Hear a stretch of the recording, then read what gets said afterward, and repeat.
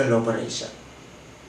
Fiscal operation refers to government performance related to collection of government revenue and then disbursement of government expenditure and financing the budget deficit.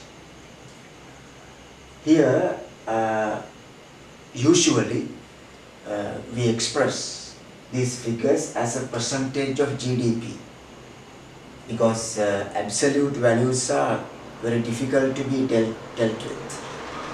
They are trillions, billions, like that. So as a percentage of GDP, right? For example, if the tax revenue is let's assume $8,000 billion, and the GDP is let's assume GDP is 10,000 billion, then 8,000 divided by 10,000 into 100 as a percentage of GDP, right?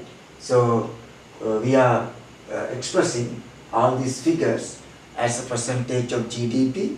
That is how actually they test it in the exam as well. They don't expect you to know the absolute figures. You are supposed to know these values as a percentage of GDP, right? So this is the overall budget balance, overall the entire budget deficit balance. In Sri Lanka it's a deficit. You can see total revenue and grants in 2020 is 9.2 as a percentage of GDP. That means if the GDP is 100, total revenue and grants consist of 9.2 only, right? And the total expenditure has overrun, right? Total expenditure has overrun, which is 20.3 in 2020. So as a result, there is a huge budget deficit, 11.1 budget deficit. And you can see this budget deficit is larger than the government total revenue, right? The budget deficit is considerably larger than the total revenue. That means the government has to finance these expenses through borrowings, through obtaining loans, debts, right, which causes debt accumulation, rising debt stock, right? So that is the major weakness or structural weakness in Sri Lanka's fiscal operations. Then this total revenue consists of tax revenue and non-tax revenue. Total revenue consists of tax revenue and non-tax revenue. Here there has been a drastic fall. There has been a severe fall in total revenue from 2019 to 2020. This is due to a decrease in VAT rates by this present government, Gotabaya Rajapaksa government, decrease in VAT rates, and then import restrictions. Due to import restrictions, tax revenue from excise duties and import duties also decreased considerably. Then expenditure, there is a decrease in expenditure, but still it is very large. Actually, this decrease is due to not the decrease in recurrent expenditure, due to decrease in capital expenditure. Capital expenditure has decreased considerably, right? Capital expenditure means public investment, which is very important for a country to develop and grow in the future, because government has to provide public goods such as public infrastructure, roads, highways, airports, right, reservoirs, canals, those street light, those things have to be produced by the government, because private sector will not produce them, and they are very important for the economic growth of a country, right? But here you can see the government has sacrificed, government has cut off this public investment. That is how government has managed to reduce this total expenditure, which is not anyway a good sign. While the recurrent expenditure, the expenditure on government day-to-day activities, the expenditure, recurrent expenditure. What is recurrent expenditure? The expenditure which is incurred by the government to maintain the day-to-day activities of the government, which has the nature of reoccurrence, right? Occurring again and again within the given year.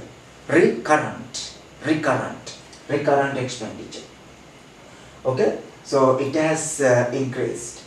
Then total expenditure even consists of net lending, that means lending minus repayments, government's lending to government corporations and institutions minus their repayments. That value is zero in 2019 and 2020.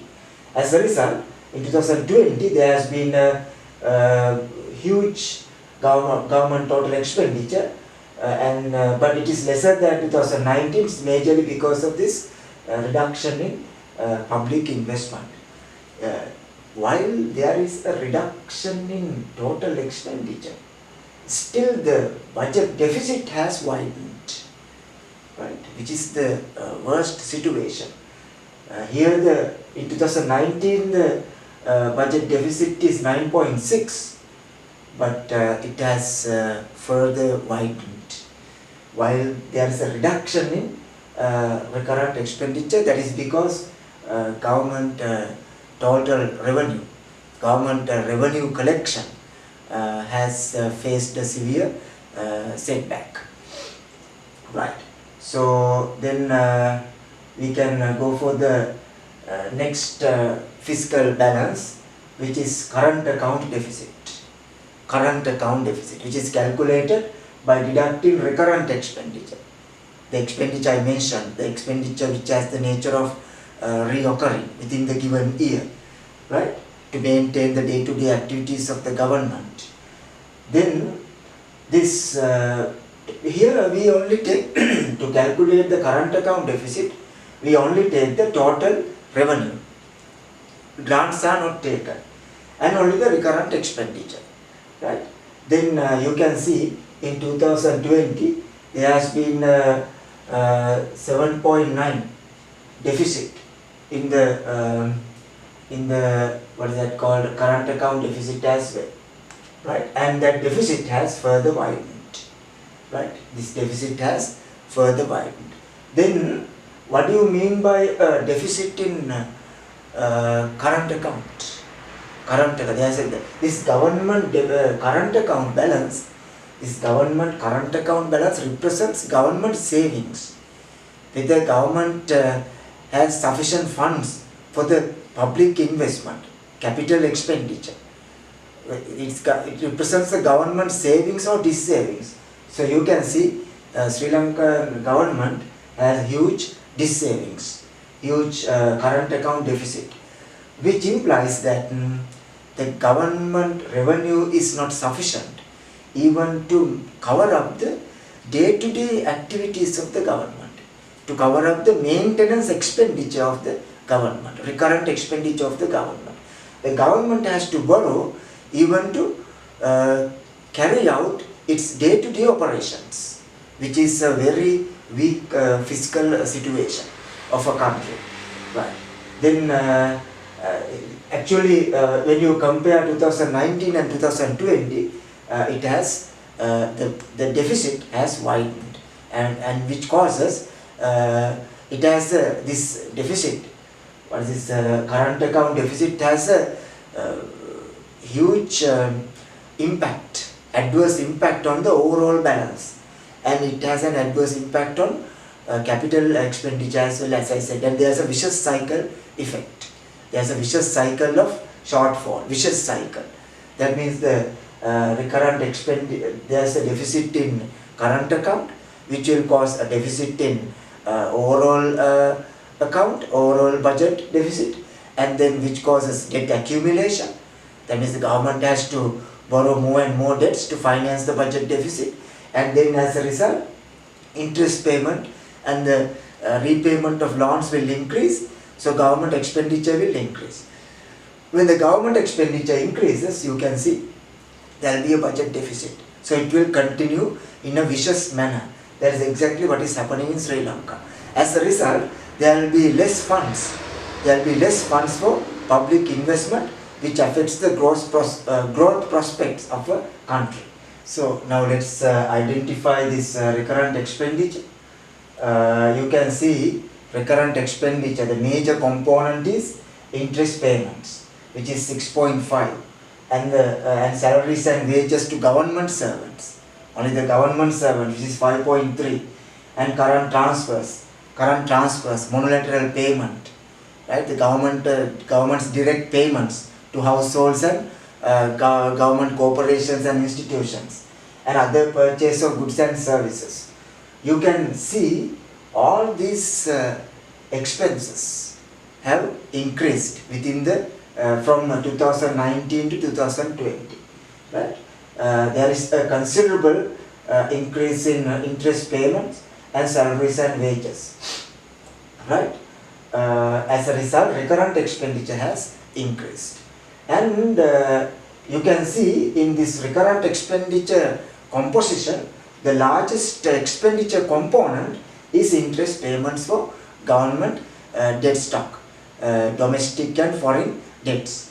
So which is not a good sign. That means that is the reason why this recurrent expenditure has expanded largely. Yes, as a result, which causes a huge budget deficit. And then this salaries and wages to government servants also have increased, while the current transfers, which consist of subsidies, pensions, first pension, then fertilizer subsidy, and then samurdhi, and then other consist of free uniforms, books to schools and so on, school, right? Then as I said earlier, there is a budget deficit which represents the government savings, and it has widened, showing a weak fiscal management of the government over the years. Then we have to identify this primary account balance. Primary account balance is calculated by deducting total expenditure without that interest payment. To calculate the overall deficit, we deduct all the expenses, including interest payments. But primary account deficit is calculated without deducting interest payment.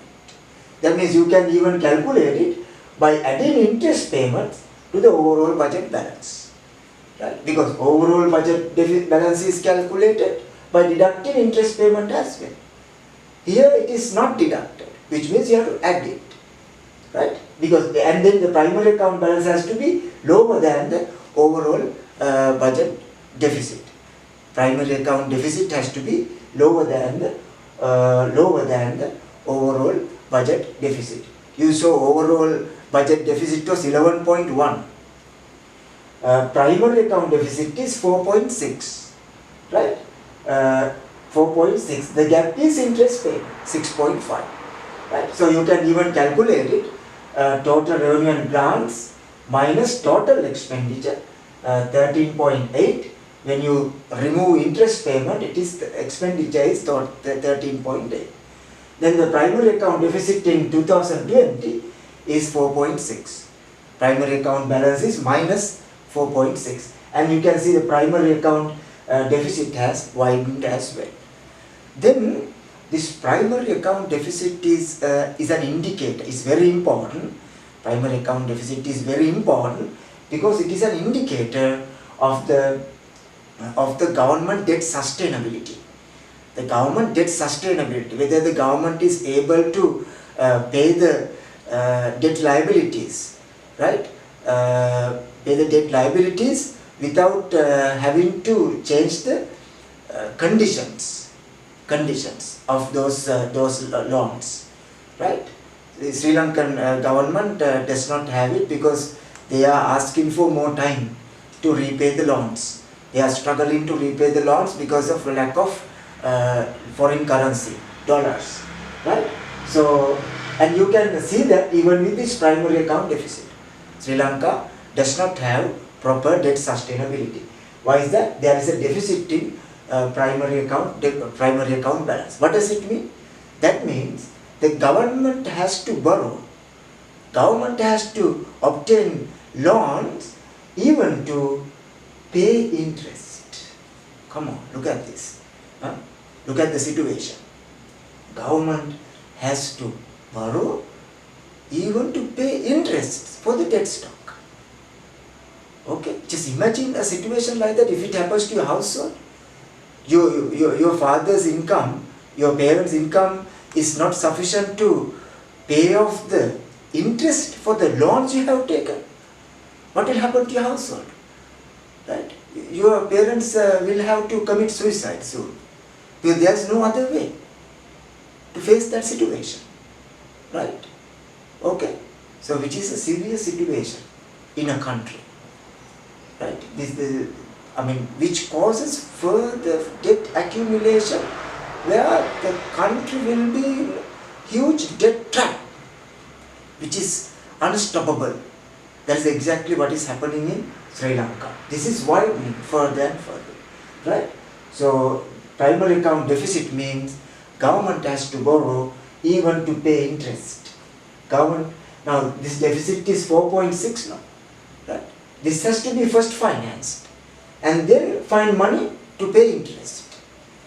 Right? When it comes to foreign interest payment, the government has to find dollars. Government is actually struggling at the moment without sufficient amount of foreign reserves. Right?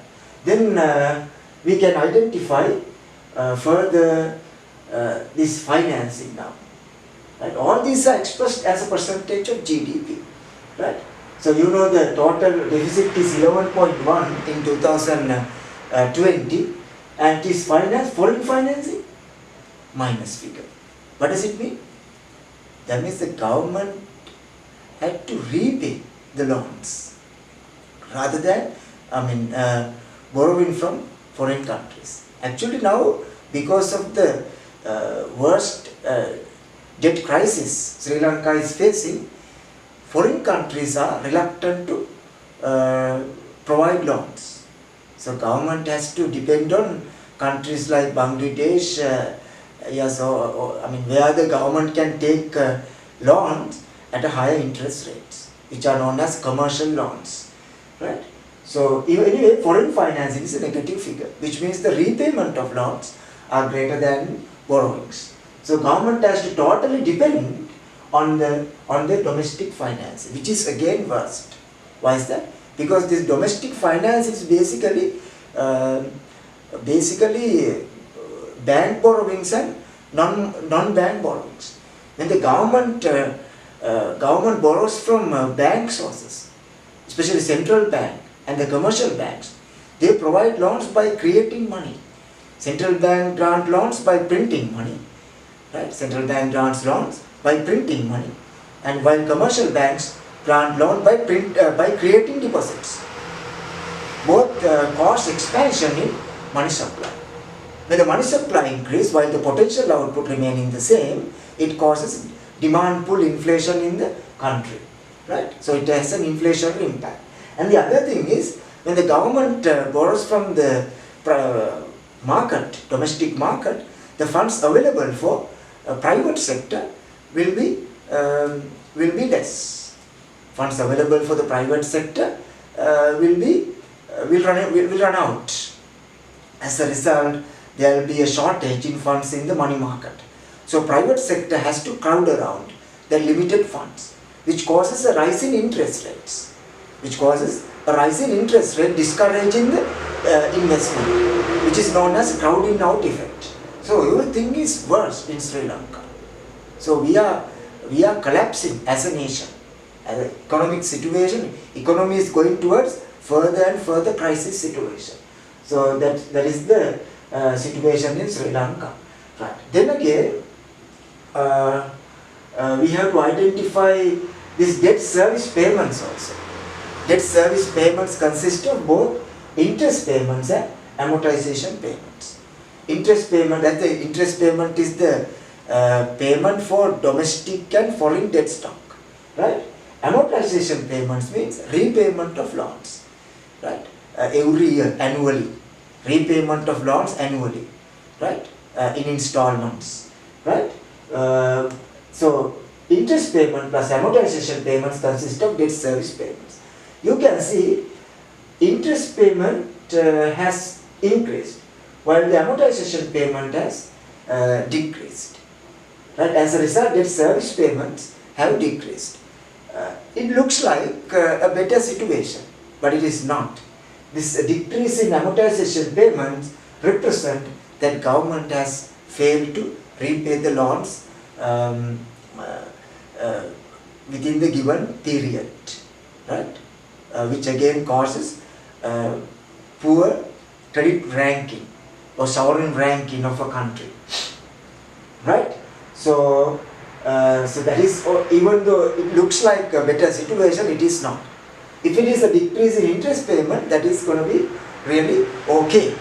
But you can see it's a decrease in amortization. That means that will cause further debt accumulation of the country. The debt stock will remain the same, right? That means you can see interest payment is equal to the repayment of debts. Interest payment is equal to repayments of debts, which is a worst situation again. Right. Then we can identify even these indicators of the total debt stock of the country. You can see all these indicators, right, show adverse situation. They are rising fast, right? For example, state debt as a percentage of GDP. As I said, as a percent, if the GDP is 100, right? If the GDP is 100, state debt stock is 101. GDP means everything. Even this teaching is GDP. Farmers' cultivation, GDP.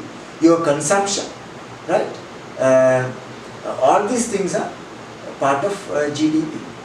So it does not mean, GDP does not mean that country is having such a surplus or whatever, right?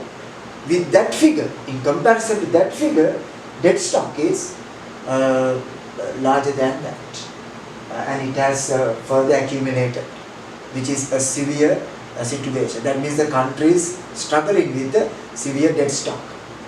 Then foreign debt per GDP, it is, can you see, it has also gone up rapidly, right, from 2009 to 2020.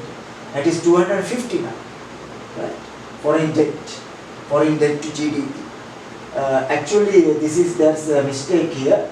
It has to be foreign debt to export revenue. It has to be foreign debt to export revenue, right? The export revenue means the foreign currency we are getting, right? So foreign debt is the amount of dollars you have to pay for the loans you have taken. So you can see, export revenue is for everything. It is for our import expenditure, especially the essential items. Now, Sri Lankan government is banning restricting all the imports. Even yesterday, Sri Lanka Central Bank increased the margin for letter of credit. Central Bank increased it up to 100%. That means the importers have to pay full money to import goods and services. What is the purpose? To restrict that, right? Because Sri Lanka is running out of dollars. Right? This export revenue has to be used even for the import, essential imports, especially oil and the garment materials, right? So while yes, that export revenue is for all these things, right? But the unfortunate thing is that export revenue is never sufficient to repay the foreign debt amount. right? Okay, the other one is debt service payment is also beyond the total revenue, right? Debt service obligation for the year, that means interest payments and amortization payments, which is 13 point. It has decreased, but it is, I told you the reason for that, right? This is 13.0, while the government revenue is 9.1. So government revenue is not sufficient to pay interest and amortization payment of the given year. As a result, you can see debt service payment as a percentage of total revenue is above 100%. That means it's gone beyond that value, right? Which causes further debt accumulation. So when you analyze all these statistics, you can come to a conclusion there is a perilous situation in the fiscal operation of Sri Lanka, and the debt accumulation and the debt service payment, right? Which will cause further debt crisis in the country. In my next video, I expect to talk about the possible measures government can take to avoid this worst crisis. Thank you very much for watching my video. Please subscribe my YouTube channel, and even share these videos with your friends. Thank you.